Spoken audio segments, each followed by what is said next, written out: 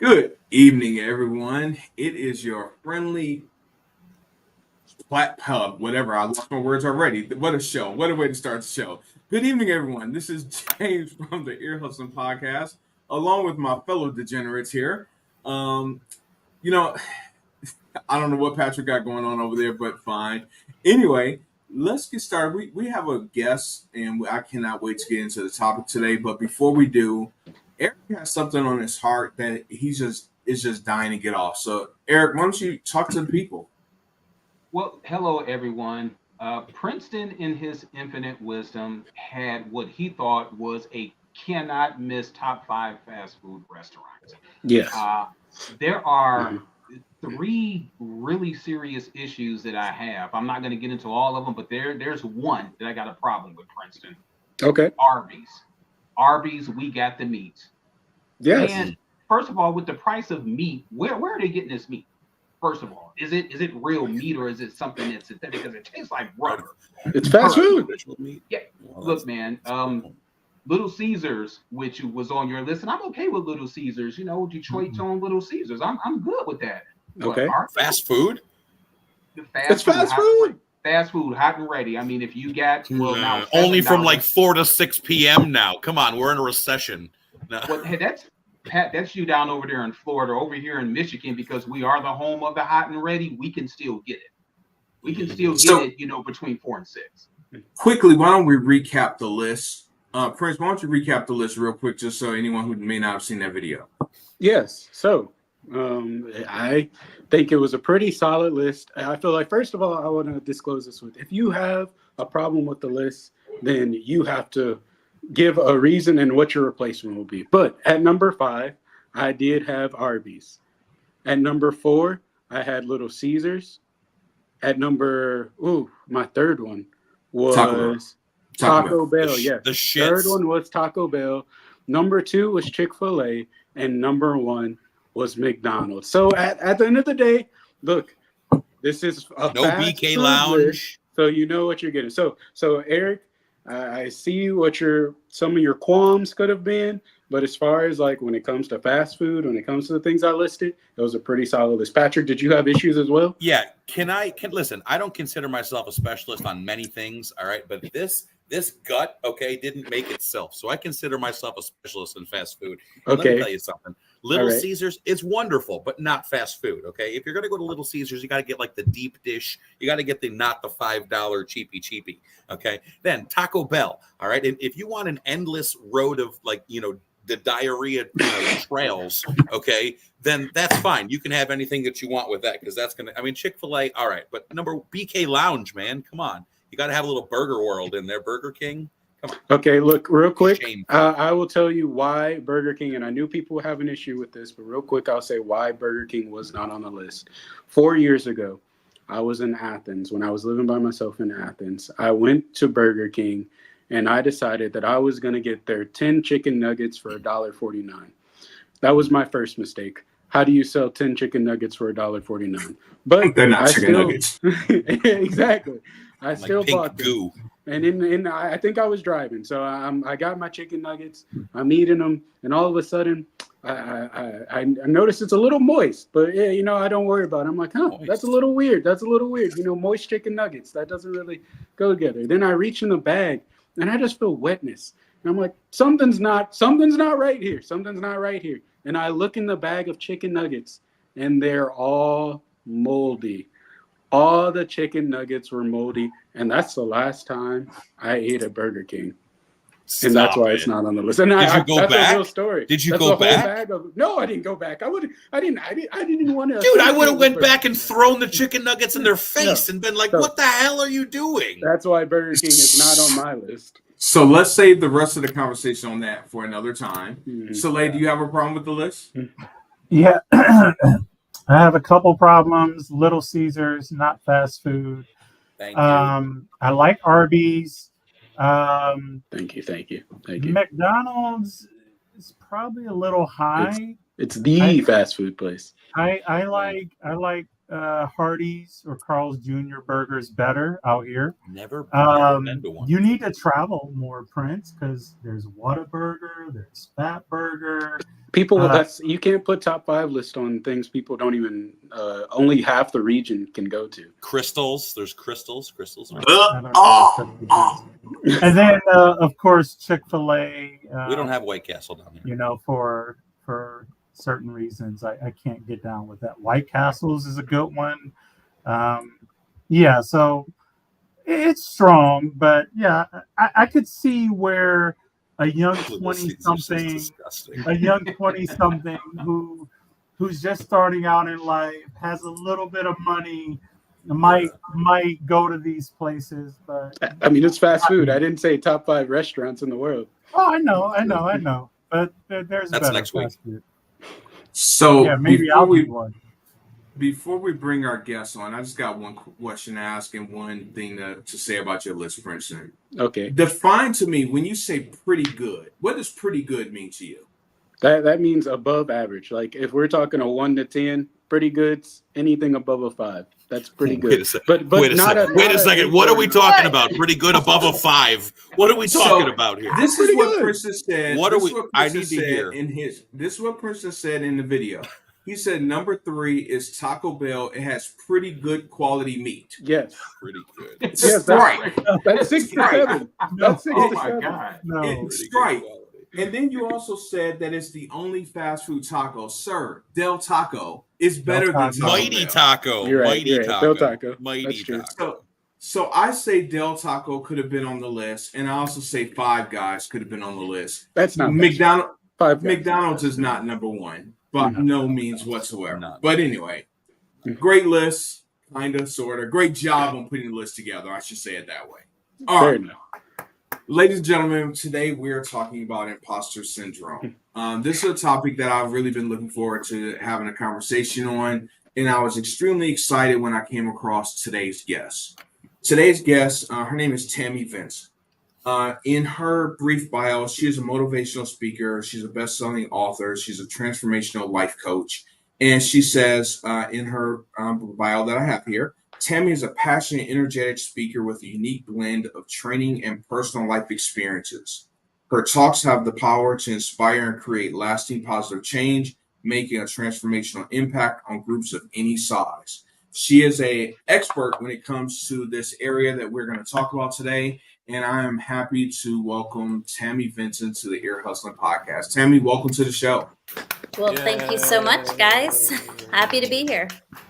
So, Tammy, before we get it on in the subject, you was backstage. You heard a little talk about the top 5 restaurants. What do you think about McDonald's being number 1? What do you think about this list? Got to get her in. I know I love me some chicken McNuggets. I mean, See? I'm just gonna, no matter how bad they are for you, sometimes they're just good. Exactly. And Thank some you. salty fries and a vanilla ice cream cone. Yeah.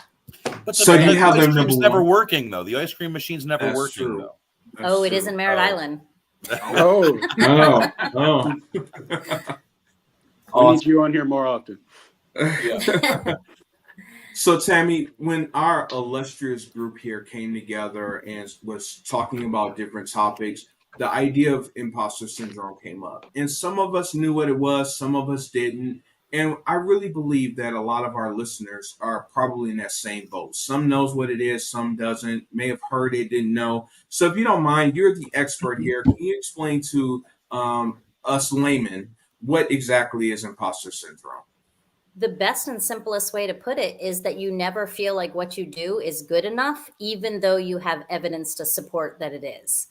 So no matter how much people tell you you're good, you can do it, you got this, you don't believe in yourself. So you consistently self-sabotage yourself because you will never let yourself get to that level because you don't think you can. So you're always afraid of being found out, being called out, someone questioning your ability. So you literally cap yourself out. Okay.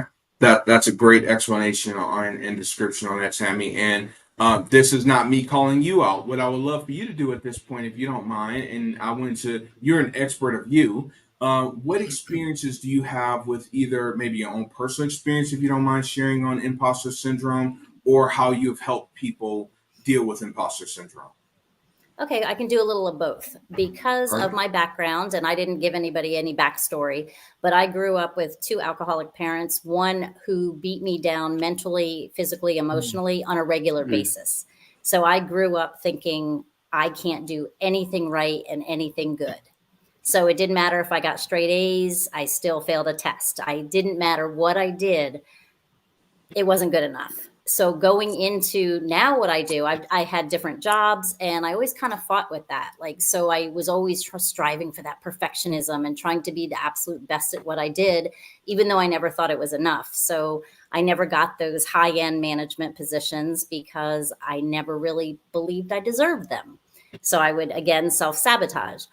But when I became a life coach, it really kind of hit me a while back because now, if I wasn't good and I wasn't performing and I was helping somebody with their Facebook algorithms and I didn't perform, it's not the end of the world. But when you're taking and being a life coach and you're literally taking traumatized people and trying to help them with mindset blocks and all the very serious issues that I deal with people, I had to be on my game. So, and the old saying of a coach only has to be one step ahead of the rest of the people in order to help people, I think that's baloney. When you are dealing with people's emotions and when you're dealing with people's mental health, I feel like you need to be way above them in order to be able to help them because, what if I trigger somebody and I can't get them down? And, all these things went through my mind that I just was afraid I wasn't going to be able to do the job. And I struggled with it. I struggled with it a lot. Wow.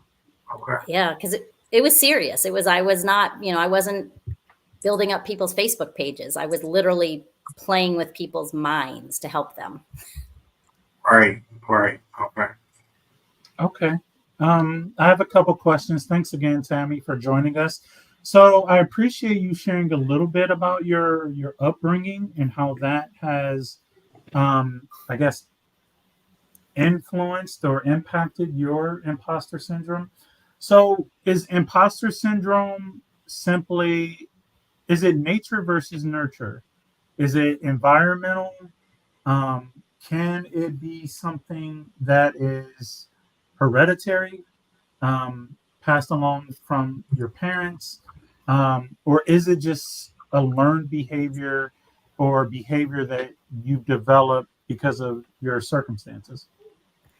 In my situation, it was completely learned. Now, that's a great question. And it's one of those like chicken before the egg kind of questions, because you're going to get both people talking on both sides that believe both different sides of this. So you're going to get the people that say people are inherently born insecure and, and then, or people are inherently born empaths.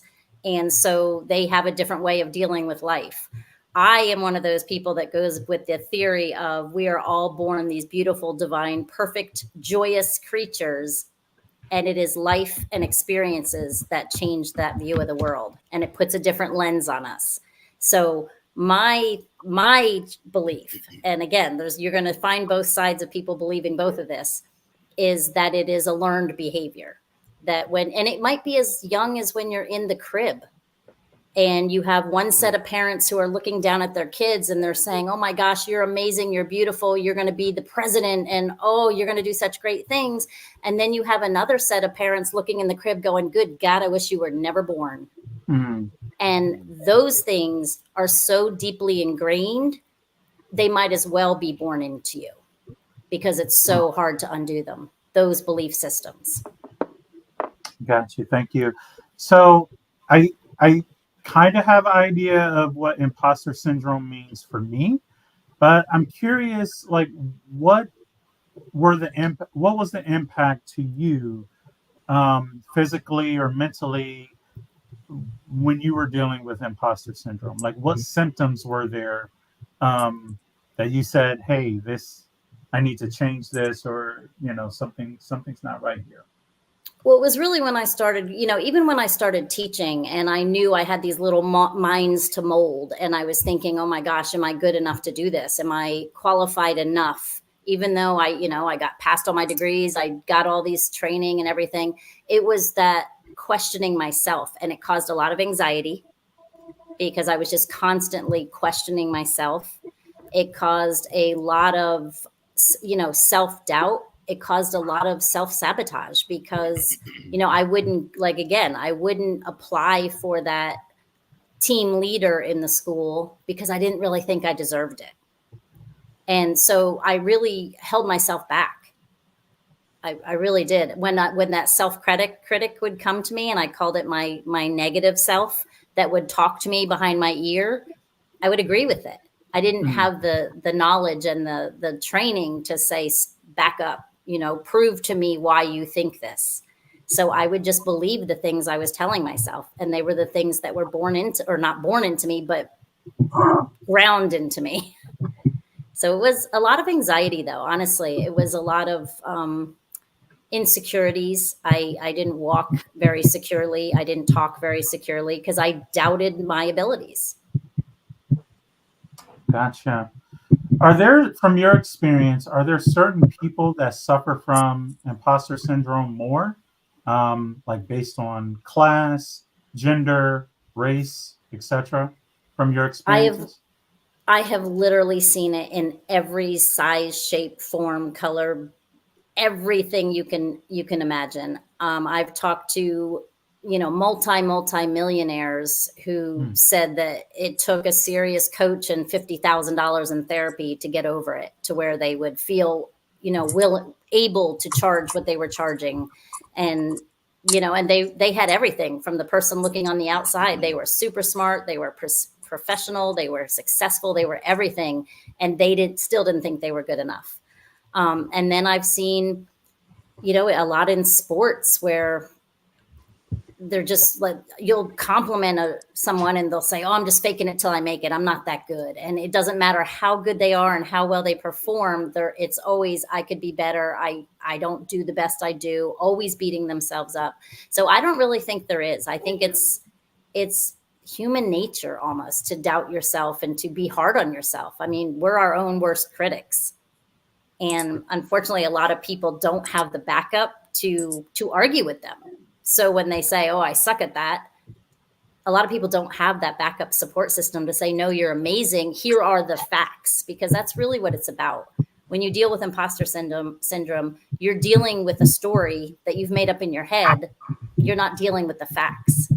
So you have to lay out when you believe I can't do that, get a freaking piece of paper out and write down why you can do it, or what you've done to show that you can do it. And I tell one of my clients, I tell her, every time you get a compliment on Facebook or online that says you're a beautiful, amazing person and you're doing great things, cut it out and glue it on a piece of paper and have your little I love me collage or they love me collage, and look at it every day, because you're not convincing. You need to be convinced by somebody else. So I give little tips and tricks like that to help people see the validation that they don't see in themselves, to get it from other people if they can't get them from themselves, until they've healed enough to get it from themselves. Thank you. I appreciate that tip about screenshotting or taking what compliments from other people. I've been doing that the last couple months. And it's really helped me because I have doubts in different aspects of my life. And sometimes it's hard to believe when people give me compliments, but I've been doing that as you suggested, and it's been very helpful. Thank you for that. I think Eric has a few questions. Yes, I do. I want to ask you about the relationship aspect of imposter syndrome. In your experience, do you think maybe sometimes people maybe mistreat other people because they feel maybe that they're too good, for them? You mean they treat the people with the imposter syndrome poorly, or the other way around? It's the other. So let's just say I have the imposter syndrome and I have this amazing person that I'm dating. Because I'm not used to, I guess, winning, I just treat them less than what they deserve. Would that be some sort of a effective imposter syndrome? I don't know necessarily. I feel like you would almost put them on a higher on a pedestal, and it's almost like you're giving them, like you're putting them above yourself, and you're going to give them more because at that point, people with imposter syndrome usually are pretty, I don't want to say insecure, but they feel like they're not enough. So they're always just trying to give. And that's one of the, that's what that perfectionism, and that's one of the traits, is that they give more than they're capable of giving usually. And that goes for relationships as well. Okay, interesting. And another question that I've got for you, I looked at an interview you had, I believe it was with Ellen Stewart, that was released earlier today, and you laid mention to the fact that you and your siblings hardly ever talked about the abuse, even though all of you guys were in the same household, but it seemed to affect folks in different ways. Now that you are adults, have you guys come to, I guess, acceptance that this actually did happen? And what's your relationship now with your siblings? My relationship with them is very good. I speak to them and I love them both, but it's very superficial in that we still do not talk about our past. But we all three of us have very different views about it, and we've taken different forms of our own responsibility for our parts in it. And my brother, I talk to my brother, I talk to my sister, my brother and sister don't talk. So I don't know if that's something. I'm very close with my sister, I'm very close with my brother, but again, we do not discuss our past because it's just dealt with in different ways. And it's kind of like, I don't want to say we've done our own kind of healing, but we're on different wavelengths on that. So when I see them, and I don't see them very often because they live far away, so I just relish in my time with them and enjoying my time with them. So, and it will probably always be like that, honestly. Okay, understood. And the final question that I have, you also mentioned in that interview that it seems like that the light bulb went off when you became a mother. How has that influenced the way that you encourage your children? Well, yeah, I think in the interview, I was talking about that, is that when she said, what was your aha moment that you knew that your past really had hit a breaking point where you had to do something and change it? And I was telling her it was when I was pregnant with my first son. And I realized I didn't grasp a lot of the big concepts in life, like unconditional love. Like, I'm reading this book about loving your child unconditionally, and I had never experienced that.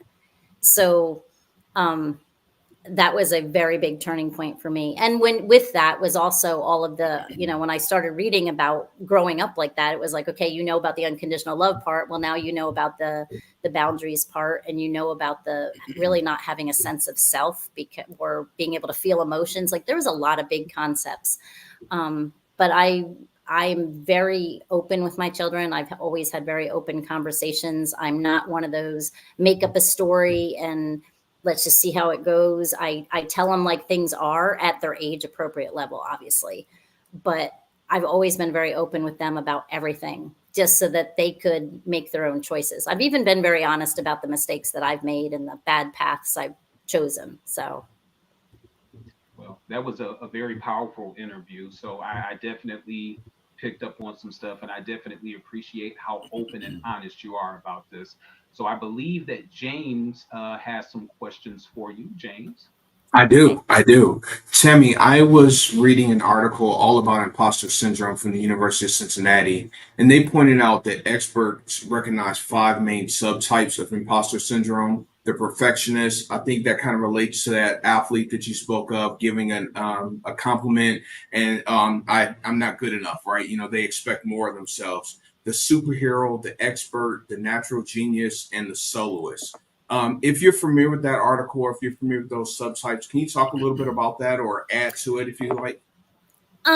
It's kind of like grasping those different roles when you're a child. And those are really kind of the roles that you grasp as a child. I don't know them exactly by those words, but like the superhero is like the perfectionist. And that is the person that is always going, I'm assuming now, I'm kind of putting them in different terms because I know them as different. I know them as scapegoats and different things from growing up like that. But the superhero, there's going to be like the perfectionist, there's going to be the overachiever, oh, that's kind of the perfectionist. There's going to be the overgiver, which sometimes would be like your empath person. So I don't really know, like I said, I don't really know them in those roles, but like if you gave me the word, I could definitely expand on them if that makes sense. But I didn't What? read like. Yeah, I guess Yeah, then what do you know it as, and how do you speak on any subtypes of imposter syndrome? I don't really honestly use the subtypes. I just use the characteristics. So it's like, and honestly, when I talk to people, I've never really said like, well, this is your type of imposter syndrome. I've always just umbrellaed it in a whole big thing. And it's just the basic concept of no matter how hard you try, you're not good enough. And no matter how hard you try, you're afraid you're going to be found out. So it's more, I've always just dealt more in how we're reacting and what to do about it. Is a lot of times, it's like even when I do marketing and I'll say, do you overstrive and never get what you want or never feel you're good enough? But like somebody out there listening, like you said, some people understand the word imposter syndrome and some don't. Does that make sense? So I've always just kind of umbrellaed it in a big area. But I can tell you like some of the things we work on, which might kind of back thread through that. Some of the things that we might work on are, just being aware, first of all, that you don't believe it, because there's also, are you just a self-critical person, or do you truly believe it, even when presented with the facts that you're not good enough? Because there's a difference between like a self-critical person and somebody who truly does not believe that they're good enough. So there's like some questions that you can ask yourself. That's one of them. Are you, I'm trying to think. I'm drawing a blank here, but are you going above and beyond or getting to a point where all of a sudden you start to give other people credit? That's another thing that people will do. So like if people are up for a promotion at work and you might in your heart or in your intellect know, hey, I've got all the qualifications of this, but you will literally do something and like put someone up for that promotion in place of yourself. So there's all these different characteristics, but I don't really know the subtypes per se, honestly. Okay, gotcha. Something I'll say for myself, Tammy, and I'm sure other people can, see this as well. I had imposter syndrome before I knew what it was, right? And I'm sure other people can agree to that. There's something that you spoke of that really has piqued my interest: self-sabotage. Can you elaborate on that? I think that may be something else that others may be able to relate to and not really had a name to go along with it. Okay. So self-sabotaging, and we do it with not only our performance, which would be the imposter syndrome of not being good enough, but we do it with money issues too. So if you have a block or a mindset block, and let's say your mindset block is the imposter syndrome, where you just don't think that you're as good as that next person, even though they show you are, you just don't believe it. When you get to a point where you've got to maybe rise to the next level, you're going to do something, and you may not do it intentionally, but you're going to make yourself do something that's going to not let you get to that next level. It's very hard to explain because so much of what we do is based on our unconscious thinking, not our conscious mind. I mean, I can say, theoretically, you're ready to do that, but in the back of your mind, you don't believe you deserve it. So you will literally do something to sabotage it. It's the same thing with money. When people have a money block and they truly don't believe, let's say you grew up your whole life and all you heard was, rich people are evil, rich people are bad, money's the root of all evils. You get to a point where you truly believe that in your heart and in your soul. So you might get to that point of all of a sudden getting ready to be very successful, and fear of that will make you do something to not get that success. So it's the same thing. And most of it is spawned by your subconscious programming. It's not intentional that you do it, which is what you said. Like you said, you had, imposter syndrome and you didn't even know you had it. Most people don't, because unless someone points it out to you, why would you know that? Your perception is your reality. Yeah. I have one more question of my own, Tammy, and then we have a question and a comment from a viewer that I would like to share with you. My final question is, you mentioned about pointing it out. You gave tips on how to deal with imposter syndrome for ourselves. How do we support family or friends if we see them experiencing imposter syndrome? Encourage them to see the facts. I think that's the most important thing. When you hear them kind of doing that self-sabotaging thing, or you hear them saying, well, I'm not good enough at that, point out tangible facts. Because if you can't see it, taste it, touch it, hear it, then it's something you've made up in your own mind, because we have to fill in the blanks with our own thoughts, right? So if you don't know, if somebody looks at you and they look at you funny and they don't say, I'm mad at you, nothing was said, you didn't see or hear anything, but you're going to come up with your perception of what that is. So you have to deal in facts. And I tell people all the time, when you start dealing in facts, you start to see the facts, and they're non-negotiable. If you get an A on a report card and you say to your mom, I'm dumb, and she says, what did you get on that report card? And you see the A, there's no questioning that. There's no refuting. Obviously, you're not dumb. You just got an A on your report card. So that's a big one, is pointing the facts out to them and just being supportive all the time. I mean, you got to have those cheerleaders in your corner. You got to have them, and know who those people are. I tell people to look for those aces in the hole, because sometimes it's not your parents. A lot of times it's not your parents. So, I encourage people to, if you are that person for somebody, to really step them up, like really, really encourage them, give them those kudos, and do it all in facts, because they can't argue with that. It's funny you say it. There was an interview I saw once. Oprah was interviewing Brene Brown, and she said, the story I'm telling myself. And it was a very interesting story. I'm not sure if you're familiar with that, but it's something we're definitely going to post on our Facebook page that really made me think of that. Dealing with the intangibles, dealing with facts, and not just dealing with what I think is true. It's the Right. story that I'm telling myself. So that was very interesting. So thank you for bringing that to light as well. So going to viewers, my lovely wife is watching, and she says, thanks for joining the panel, Tammy. Is therapy the only way to overcome imposter syndrome?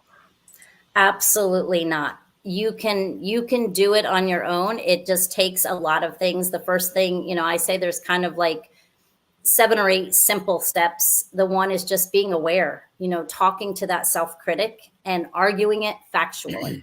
So challenging that inner voice. And I don't know how many of you, you can raise your hand, but some people go, I don't talk to myself. Well, yeah, you do. You just don't know you do. So when you hear that inner voice, stop it. Literally stop it and challenge it. The other thing is, try reframing. I know I do NLP, and that's a lot of reframing and visualizing and things like that. But when you have that feeling of, I'm not good enough at this, or whatever it is, look at it from a different perspective. And sometimes it's looking at it from somebody else's perspective, because like I said, we are our worst critics. So I always say, if you set an expectation for yourself, always ask yourself, is this what I would expect from my best friend or somebody I cared about deeply? Because if you wouldn't set those expectations for your best friend, or it wouldn't be good enough for your best friend, then that's okay. But if it would, then it's good enough for you. Like, you've done it and you've succeeded. But like I said, we're our own worst critics. Absolutely. Another one is just write down your achievements. It's kind of like the compliment wall. When you achieve something, every time you achieve something, celebrate your small wins. Because when you're celebrating your small wins, they add up and they add up and they add up. And with every one, you build a little confidence. Because obviously, if you've got imposter syndrome, you are low on the confidence pole. You just don't have the confidence in yourself. So a lot of it is self-esteem and building up your confidence. Wow. What does that mean? No. No, that's awesome. It just is. And then another, like I said, just self-compassion. And that is self-reflection and self-compassion, because self-compassion is so hard for people, to love yourself when you're making mistakes, to love yourself when you're failing, because you grow in those failures. And so when you start loving yourself when you're failing too, it stops making you look at failures as you not being good enough. If you start looking at, I tell people, start looking at life is happening for you, not to you. It's the same thing. When you make a mistake, instead of beating yourself up, say, wow, that's interesting. What did I learn from that? Because every failure is just an opportunity to learn. And when you're learning, you're growing. And when you're growing, you're becoming more confident. Wow, So this is amazing. These are all things, all things you can practice on a daily basis. Just, I just wake up in the morning, affirmations. I know a lot of people say, well, affirmations actually trick your mind and they do all this stuff. Well, you know what? If it's a placebo effect, who cares? It works. Wake up in the morning and say whatever, your mantra, whatever it is for the day.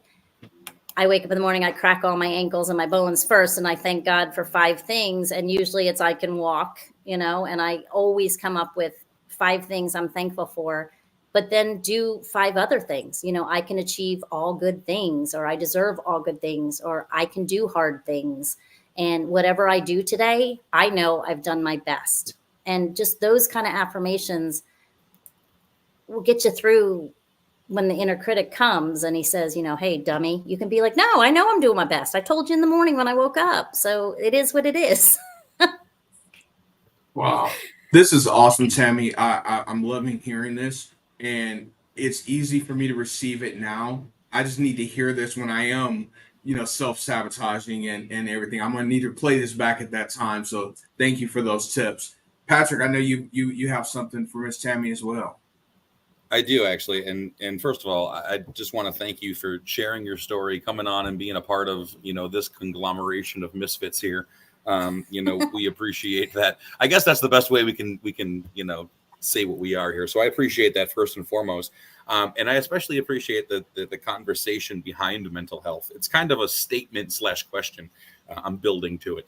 As far as mental health, especially in this world and in this country, I think that there's a lot behind it. There's a lot to do with self-esteem, and that people don't really realize that they're struggling with mental health. That, like, example for what James said, and myself included, I was able to relate to a lot of what you've said previously. I was a teacher for a while, and I was a first-year teacher at the age of 21. So I constantly felt like I didn't belong.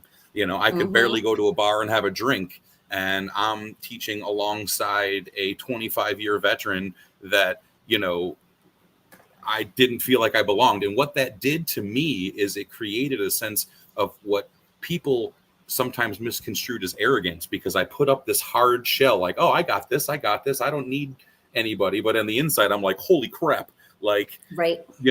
So it kind of created like a defense mechanism. So I think that opening up these conversations and sharing these experiences are super, super duper important. And I just kind of wanted, and some of my other colleagues took some of my thunder with some of my other questions. So you spoke about, the title of being a life coach. Now, when I was a kid, I can't say that I've ever heard of the term life coach.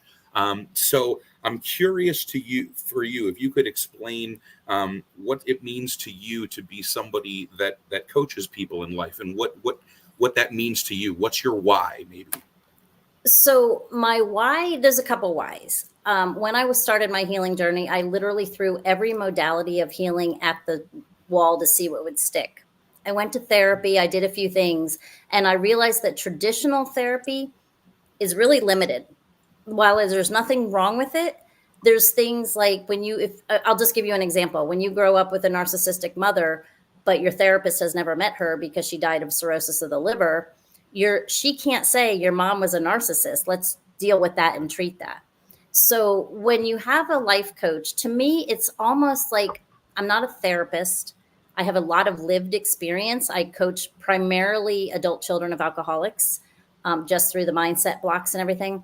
But a coach is more somebody that walks along beside you and helps you find the answers. And really, it's in all different aspects of life. I had a coaching certificate just because I thought it was a cool thing, like 20 years ago. It was on when the internet first came out. And I'm like, wow, this is interesting. And they do NLP practitioners and all this stuff that I was just doing. But to me, a coach it's really no more than someone that guides you to the direction that you want to go and helps you make all of your decisions yours.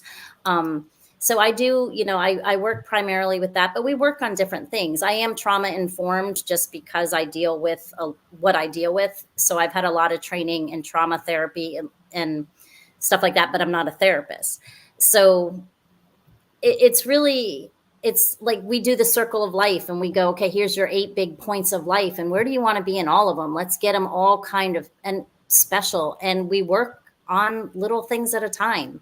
You might come to me and say, I really have no self-confidence. And most of the people that I deal with grew up in troubled homes and they have a sense of unworthiness and a true in your gut feeling of not good enough or unworthiness will run your whole life. Oh, it's extremely dangerous. Yeah. Mm-hmm. And so just to be able to also talk about the ability to have someone like you is so important. I think, I think the ability to maybe not have that, doctor 911 therapy but somebody that knows your story, somebody that can relate to the things that you're going through is super important. So just also too, if you could, so how does somebody get in touch with a life coach? Like, is it something that has gone through mental, like insurance wise? Is this something that, like, how does that go? How does that work? That is the problem right now. And that is why I do my things a little differently. You don't go through insurance. So unfortunately, It's like a cash deal. I have a different theory on it. I think people that have spent their entire lives in chaos, dysfunction, and abuse and neglect have already paid the price. So a lot of life coaches do what I do.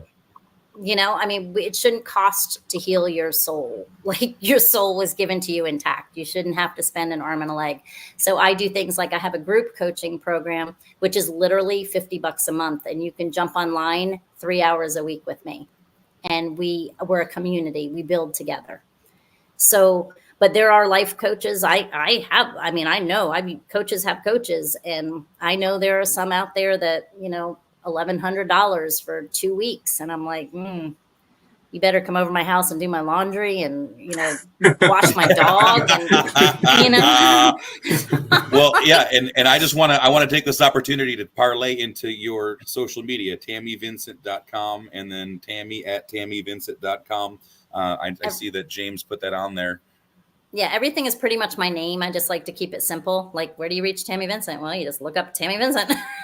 That's smart. That's smart. I wish I could have a Patrick Williams email. It's too popular. There you go. Yeah, there you go. Like, yeah, right. It probably would be. But I just think it's a harder thing. But there's thousands of life coaches out there. So my big thing, if anybody's out there listening and you want a life coach, find one who has gone through the experiences that you have gone through.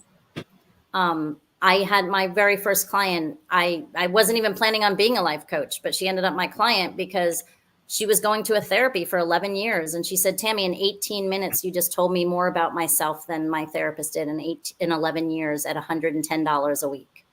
I said, well, that was $50,000 well wasted. But because I was you, I get it.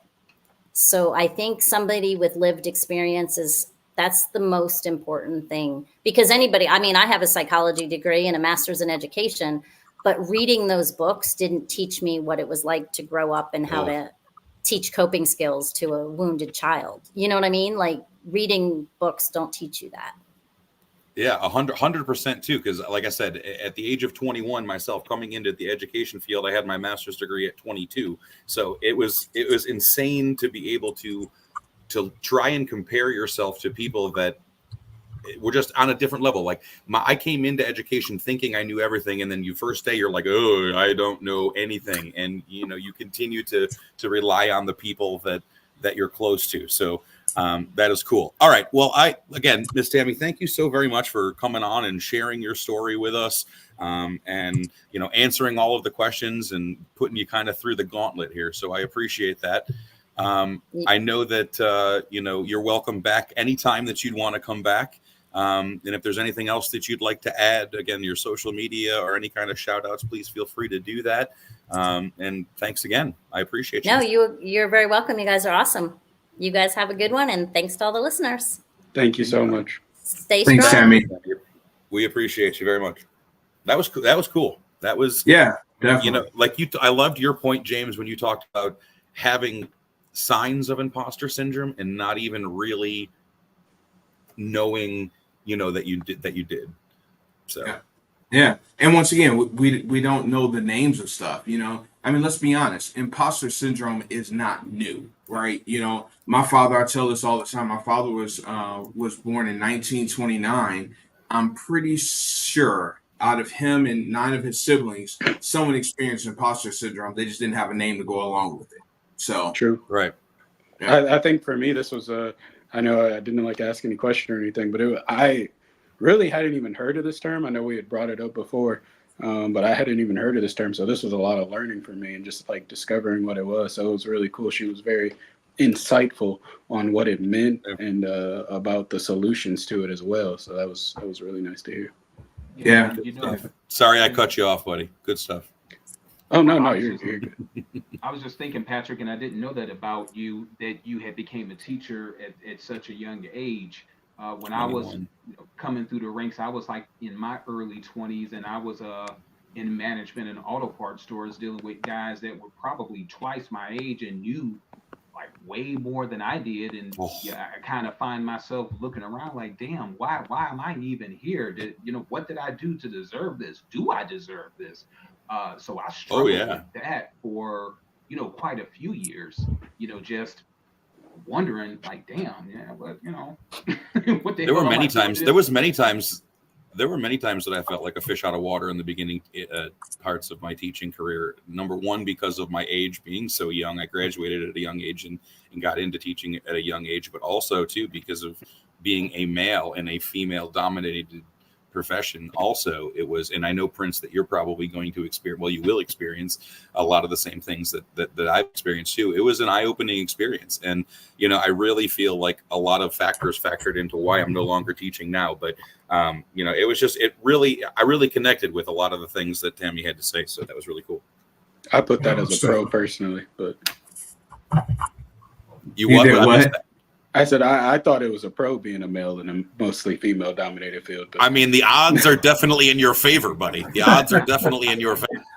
It is funny that you married the teacher next to you and then you stopped teaching. I'm just saying. That's true. I mean, listen, and that's the God's honest truth. And that speaks real quick. I'm going to go on a side note. That's the truth. I was moved to a second grade, and that's even into my career, my 4th year into my teaching career. I was moved to 2nd grade, and I had no idea what I was doing. I was always an intermediate 4th, grade teacher. So going down to what I construed as the little kids was terrifying. And I literally stayed one day behind my now current wife, to where she would do her lesson plans, put her stuff that she did on Monday on my desk, for me on Monday after it was like the day behind it. And I relied on that. So it was, if it wasn't for a bunch of people, I wouldn't have been as successful as I was. That's for sure. And I married up. We'll say that too. Good tip. So basically what you're saying is if I had a 2nd grader at that time, I would want that kid in her class. Listen, yes, probably. Same lesson, but the just a day second behind. the 2nd graders that I taught now, I just saw one of them, which is crazy. I DJ'd actually one of their weddings before I left Atlanta. They're like 22 now. And I'm like, oh. Wow. Did they recognize you? Crazy. Oh yeah, they purposefully called me. Actually, it was one of my 4th grade students. I had her sister in 2nd grade, but I had her in 4th grade. I was her 4th grade teacher, and I hadn't really spoken to her. I had kind of keep in touch with her through social media, and this is a sidebar. But she called me up and asked me if I would DJ her wedding because I had made an influence in her life. So I thought that was really cool. Nice. Thought you'd get a discount. Yeah, well, it did earn her a little bit of a discount. Mac, there you go. There it is. Wow, so you had sisters in school. So yeah. Anyway, here you go, James. I was gonna let that one slide. I was gonna let that one slide. I was talking. I don't know where you all minds are. I was talking to. Never mind. Anyway, I was gonna let at that least one slide. some of us. I don't know who all did. So a great time to talk about it. We took the quiz that Soleil shared, and anyone want to share what the results were? You failed, Patrick. I mean, I took it. You want me to? I mean, I'll go. Yeah, please. I have my results if you want. All right, I took a picture of it. It said my results from the imposter syndrome quiz. It said you have some signs of imposter syndrome. And actually, I read this earlier, and it's actually kind of spot on. I thought sounds like you might be in transition or a time of personal growth. You have some awareness that you are often less confident and sometimes fear that you will be, quote, discovered as someone less than authentic or perhaps with less knowledge and skill than others believe that you may have. You have some work to do to try to make your interior feelings more congruent with the abilities you really have. Because let's face it, you are a rock star. Try to remind yourself that you really do have the knowledge or experience that people believe that you have. Just look at what all you've achieved. So the worry that you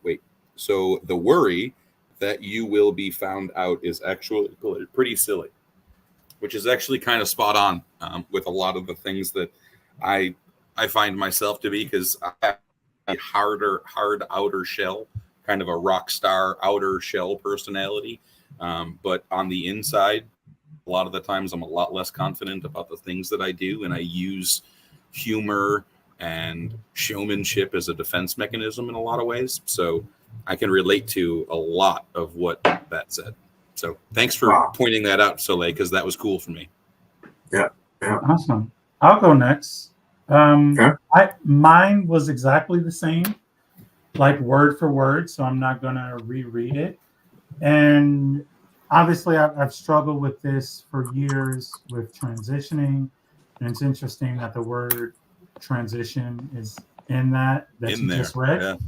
Yeah. But initially, struggling with, getting validation. You know, I started my transition later in life, and I have like many like incredible trans sisters who started much younger and are winning pageants and Miss Nevada and all these other things. So there's always, or early on, there was a lot of jealousy on my end, and like I would never measure up and things like that. What is that? Oh, like I would never measure up. So it took a few years to really build the confidence through my transition to realize I am enough, that I'm just as good as them, just as pretty as them, etc. And then over the last few years, it sort of shifted because I'm a part of an organization here in Las Vegas that pretty much runs the city, right? Like there's a former governor who's alumni, there's CEOs who's alumni, judges, state senators, etc. Stephen Horsford, who's our House representative, he's also the. Can everybody mute?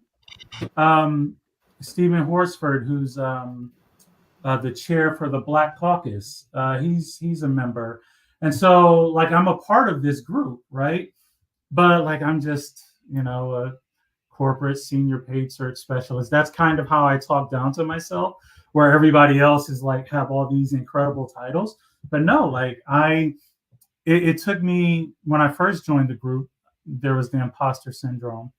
But now after 3 years now I'm understanding like, yeah, my purpose, my role, like I'm not just this. I also, am a part of the largest civil rights organization, and I lead nonprofits, and I'm doing incredible things. So just going back to what she said earlier, just reminding myself of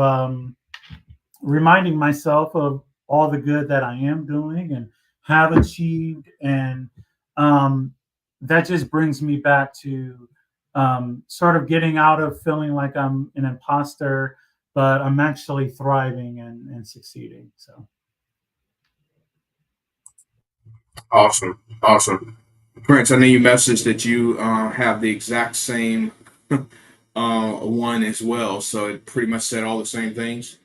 Yeah, I mean, mine said what Patrick's and Soleil's said word for word, which is interesting to me because So personally, I don't feel like imposter syndrome is something that I suffer from. I never feel personally like self confidence has ever been an issue for me. And I'm not just saying that because you're on the or about to say this because you're on the podcast, but I do feel like my parents are the reason for that. I feel like both you and my mom have always kind of given me that empowerment, if you will, and always, never been super harsh, harsh on me. So, I've always strived for the greatness, but I never felt like, oh, if I got like, you know, you guys never like, I never got straight A's or something. You guys were like, oh, It was all that's Shay's terrible. doing.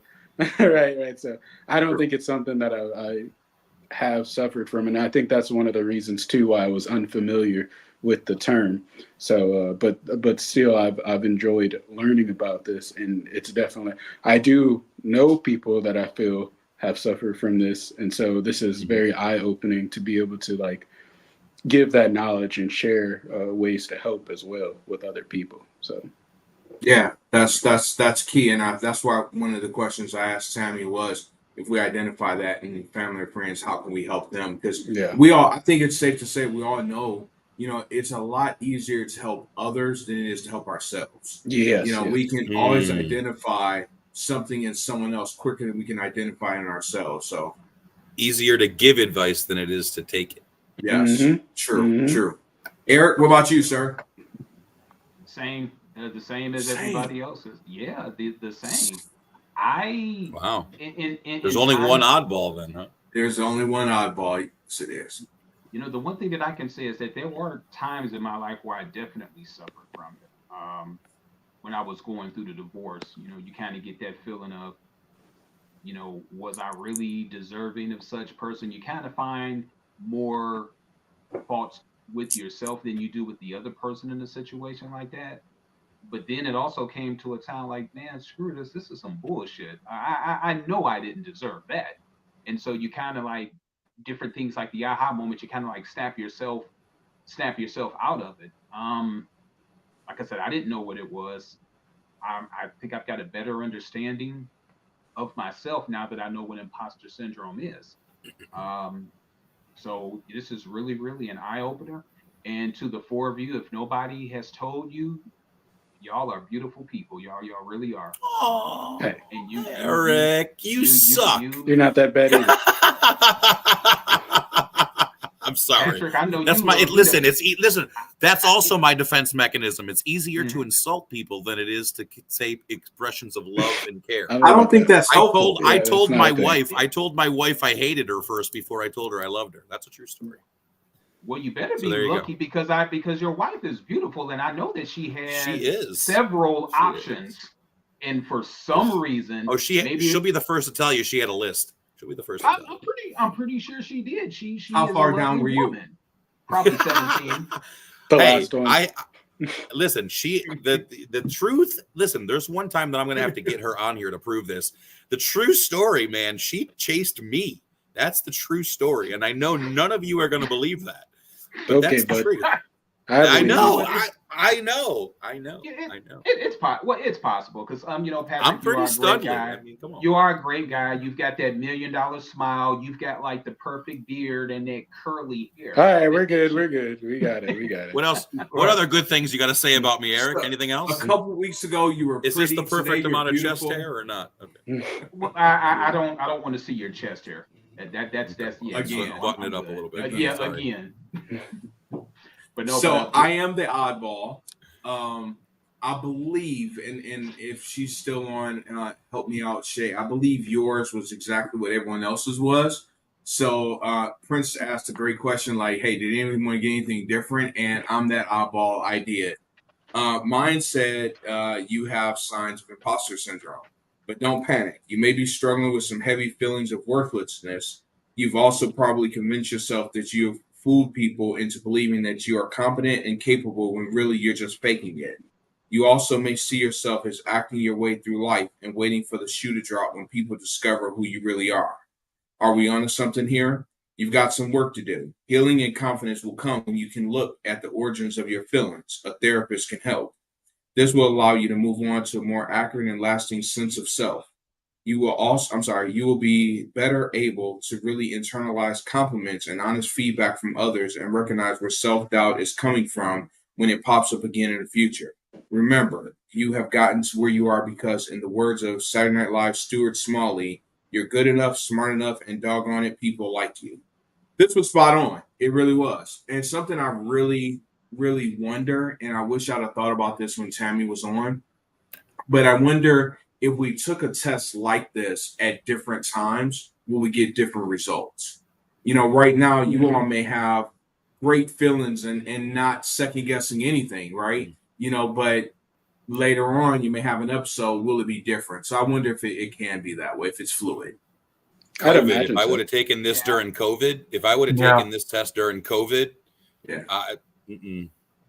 I'm a totally different person mentally than I was in Georgia during the COVID period than I am now. I'm in a totally different headspace. It's 100% right. 100% right. Okay. My results would have been much different.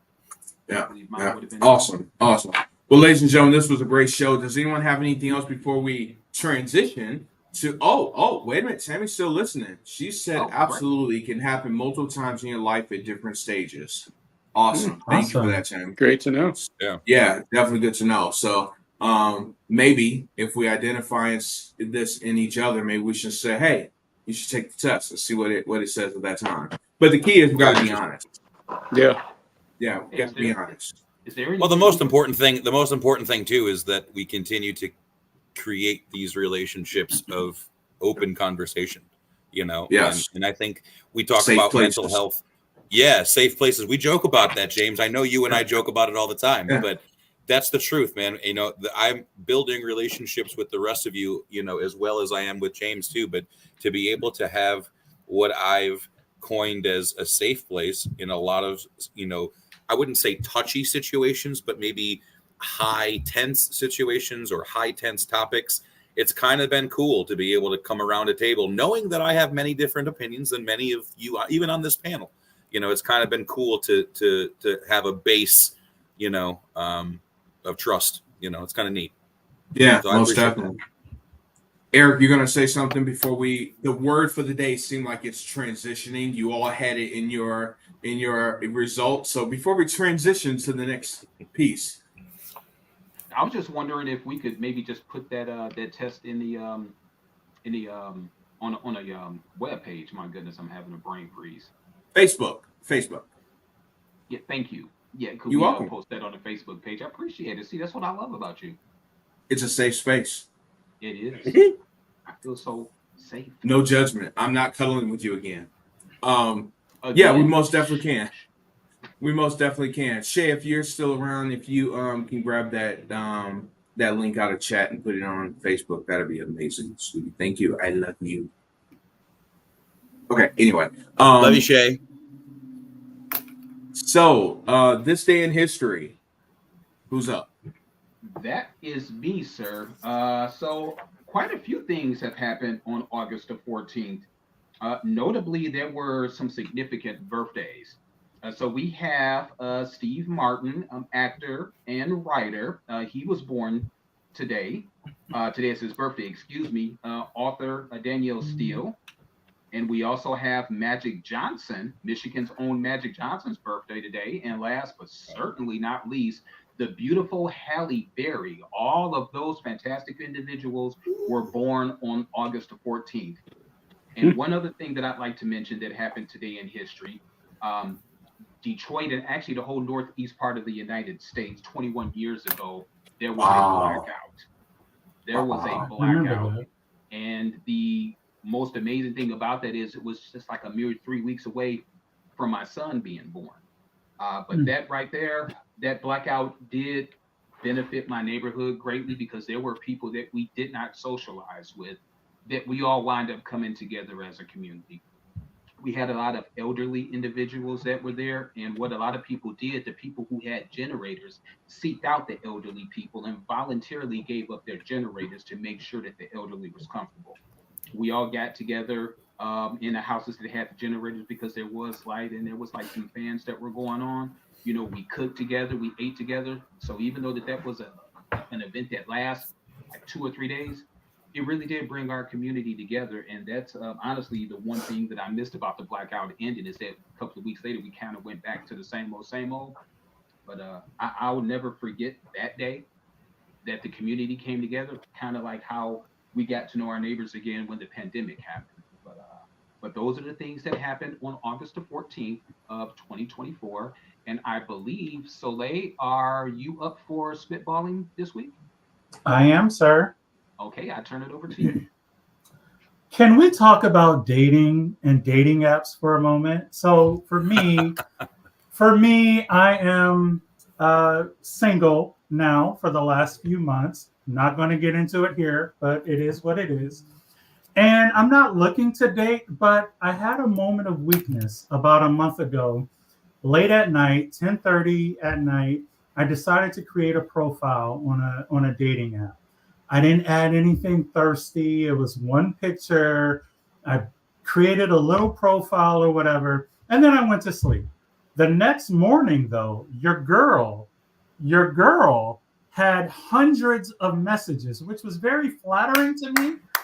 But when I looked at the messages, I was so overwhelmed with anxiety because it was like, good morning, queen, grand rising, precious, or whatever.